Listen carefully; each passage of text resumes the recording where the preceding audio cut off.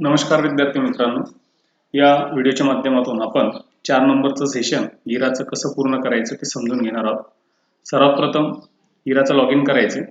Log in केल्याच्या नंतर अशा पद्धतीचा एक डॅशबोर्ड तुम्हाला दिसेल. रिझ्यूम लर्निंग वरती क्लिक तुम्हाला करायचे. 4 नंबरच्या सेशनला आपण क्लिक करतोय. लॅब आवरला जायचं. नॉलेज चेकला आपण क्लिक करतोय. स्टार्ट एक्झाम बटनावरती क्लिक करतोय. पहिला प्रश्न आहे, पेंट ॲप्लिकेशन टास्कबारला पिन करण्यासाठी कोणता पर्याय तुम्ही निवडणार? आपण डायरेक्टली इमेजवरती जातोय 4 नंबरच्या ऑप्शनच्या. ज्यावेळेस आपण इथे येतोय मोरवरती पिन टू टास्कबार असं क्लिक केल्याच्या नंतर टास्कबारला पेंट प्रोग्राम पिन होईल, म्हणजे 4 नंबरचा पर्याय तुम्हाला या ठिकाणी निवडायचा आहे.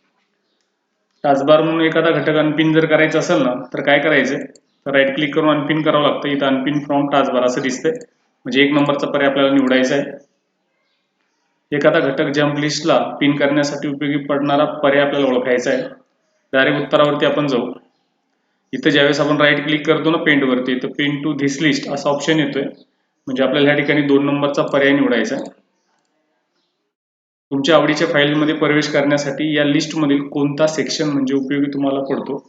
डायरेक्ट उत्तरावरती आपण जातोय 1 नंबरचा. ज्यावेळेस आपण राईट क्लिक करतो, ज्या लिस्टमध्ये ऍड केलेले घटक केलेले पिन केलेले काही घटक असतात त्याच्यावर आपण डायरेक्टली जम्प करू शकतो, म्हणजे 1 नंबरचा पर्याय आपल्याला या ठिकाणी निवडायचा आहे.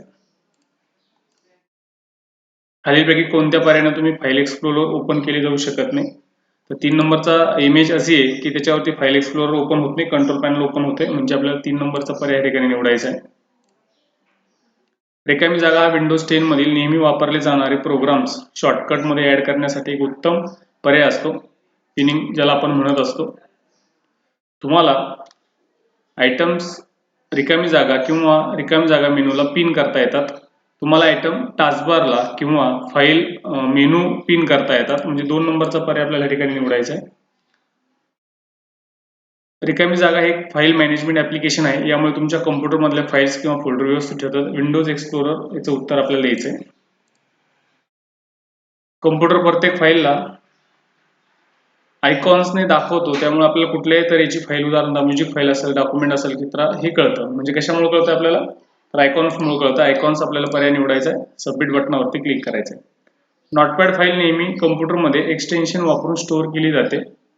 TXT नावाची फाईल्स आपल्याला या ठिकाणी निवडायची. TXTचा एक्सटेन्शन आपल्याला द्यायचं आहे. अशा पद्धतीनं नॉलेज चेक आपण कंप्लीट केलंय. एंड करतोय आपण त्याला. सेशन कंप्लिशनला जातोय. 2 नंबरचा जो पर्याय आपल्याला वापरायचा आहे, स्टार्ट एक्झाम बटनावरती क्लिक करतोय. डेस्कटॉप, लॅपटॉप, टॅबलेट कम्प्युटर्स आणि मोबाईल उपकरणे ही पर्सनल कम्प्युटर अशी वर्गीकृत केली जातात. हातात धरता येतील एवढे मोठ्या प्रमाणात वापरले जाणारे स्मार्टफोन्स हे आहेत. 2 नंबरचा पर्याय तुम्हाला वापरायचा आहे. एक पर्सनल कम्प्युटर जो लहान असतो, हलका आणि कमी शक्तिशाली असतो, ज्याला स्पर्श म्हणजे आपण टच पॅड वगैरे ज्याला असतो, तो टॅबलेट असतो. टॅबलेट पर्याय आपल्याला या ठिकाणी निवडायचा आहे.